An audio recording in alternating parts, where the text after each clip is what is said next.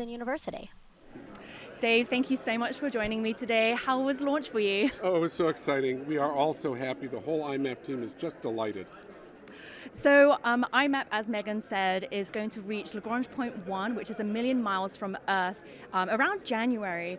What do you expect IMAP to be doing and seeing as it takes measurements in January? Yeah, so just incredible science. We'll be measuring the sun, what comes out from the sun, the particles, the magnetic fields.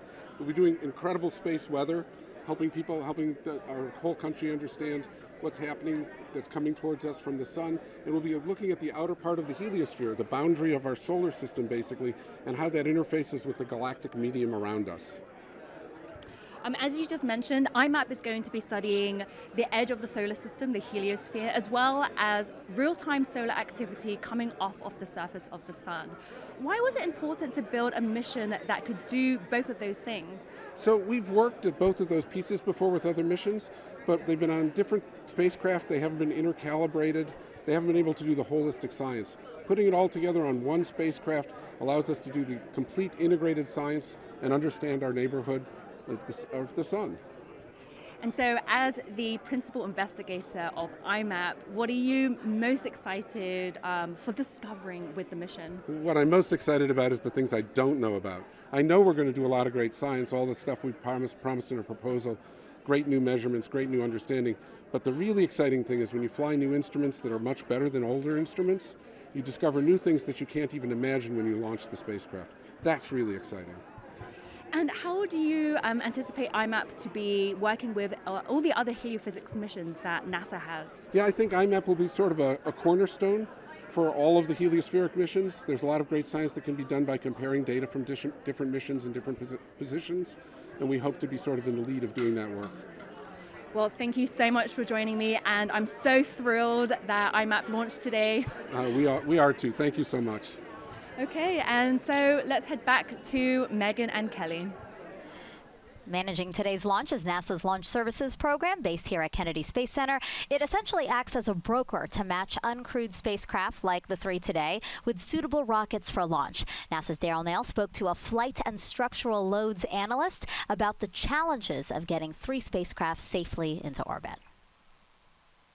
And we are here with Natalie Hintz, who actually did the structural loads analysis for the IMAP mission. Thank you for being here. Yeah, thank you for having me. So structural loads sounds complicated, but explain why it's important for us to know what's going on inside that rocket with regards to all the structures. So we have this spacecraft which has all of these delicate instruments and components that have been designed with their science in mind. However, they're not really that structurally strong, and we're taking these spacecraft, we're putting them on top of a launch vehicle, in this case a Falcon 9, which has all of these rocket engines that are going to blast it from the surface of the Earth into orbit, and it's going to endure a very violent launch environment. It's a lot of shake, rattle, and roll happening inside of a rocket. Absolutely. So when it comes to a spacecraft and a launch vehicle system, it's going to be much more complex. Imagine that the central beam is a launch vehicle, in this case a Falcon 9, and we have a mass at the top which is representing a spacecraft, in this case IMAP. Look at how that system is being excited. I'm not shaking the base very much here, and yet look at how much it is actually vibrating. I'm activating the first mode of the system. So we think of this as, something that's not good inside of a rocket if it were to move around like that in that clamshell. We actually have a system of spacecraft. So we have IMAP, and we also have its ride shares, SWIFO L1 and Carruthers, which are hanging out on an ESPA ring just underneath IMAP. That's right. So I actually brought my own SWIFO L1 and Carruthers here so that we can understand how that's going to change the system. These are wood blocks, but they got weight on them, and so they essentially they're a good analog for what you're doing, right? Exactly. So we can attach them here to this rideshare ring, and that is going to simulate the addition of the mass and overall structure of those rideshare spacecraft.